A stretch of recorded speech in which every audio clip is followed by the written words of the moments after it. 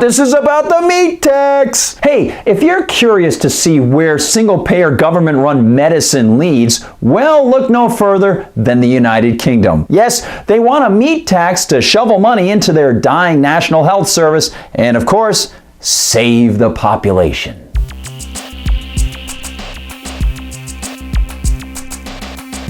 Wow, to think that the British population fought against the fascists and Nazis in World War II, and yet decade after decade, fascism has been goose-stepping across that country through policy over and over and over again. And here we have another example. It's a group of Oxford policy wonks who, yes indeed, want the government to impose a meat tax on people. Yeah, they think it would be really great because it would shovel money into their dying and desiccated National Health Service that started just after World War II, and it would save the population from themselves. As James Murphy writes for the New American, quote, Oxford University researchers at the Nuffield Department of Population Health are proposing a new meat tax they claim would save thousands of British citizens per year. The new tax would nearly double the cost of processed meat and raise the price of a steak by 14%. Brilliant, huh? Yeah, really smart. And by the way, if people think that this is just some group of wannabe policy wonks who are trying to get notoriety, no, not at all. The politicians in London take these people very seriously. In fact, earlier this year, the government imposed an idea that came straight from this organization. It was a sugary sweet soda tax. Yeah, and the stunning thing is that the people who push these things can't even seem to see the ethical problems of using the tax code to impose their wills on other people, to actually get behavior modification through punishment by taxation.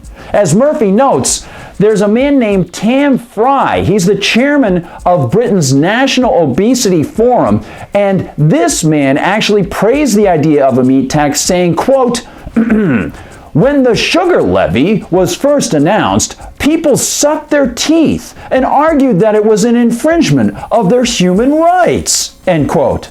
Well, Mr. Fry, that's because it is. Not only is it another money-grabbing scheme to funnel money into the inefficient collectivist national health system of the UK, but it punishes people for making their own voluntary choices about their own lives in the marketplace. Yeah, and you know, the stunning thing is, at first blush, the head of this Oxford group seems to understand this. Yeah, his name is Marco Springman. He's a doctor, and he seemed to actually recognize this ethical breach, saying, quote, nobody wants governments to tell people what they can and can't eat, end quote. Well, then why push the tax, Marco?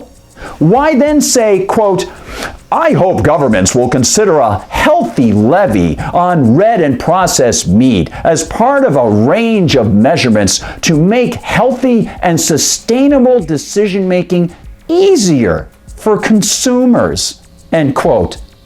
Can you imagine a thief telling you that you have to pay him every time you go get a burger, and then having the unmitigated gall to tell you that he's helping you make a sustainable decision? If people change from their expected diets to global dietary guidelines, you could save about 5 million deaths in 2050, reduce greenhouse gas emissions by about a third, and generate public benefits of about 1 trillion. That is composed of saved healthcare expenditure and avoided climate change damages.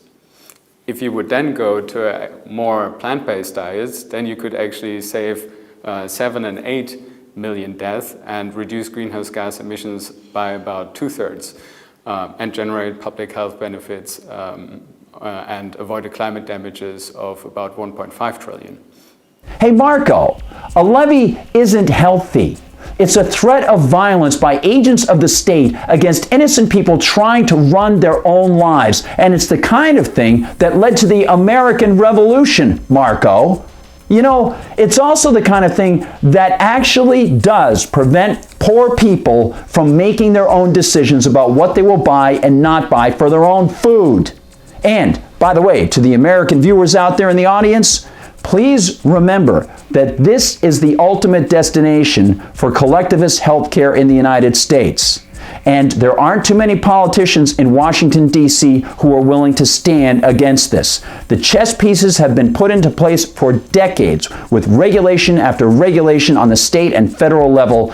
And if we have politicians like Mitch McConnell who are saying that most of the senators support what they call guaranteed issue mandates on insurance companies, we are headed in the same direction as the UK. Why? Because guaranteed issue mandates tell insurance companies that they have to accept people with pre-existing conditions. And this imposes massive, massive costs on the insurance companies. Why is that? Because when pre-existing condition mandates occur, young people know they can get their health insurance after they get sick. They wait to get their insurance, regardless of the fines that the government levies, which are very low for not getting insurance. And that leaves clean money no longer going into the system, which raises prices on the insurance companies. Over and over and over again, this was done in state after state, and rates skyrocketed as people started to complain. And to whom do they complain for a fix? The government. It is all leading towards single payer. You can't say it, but you know it's true.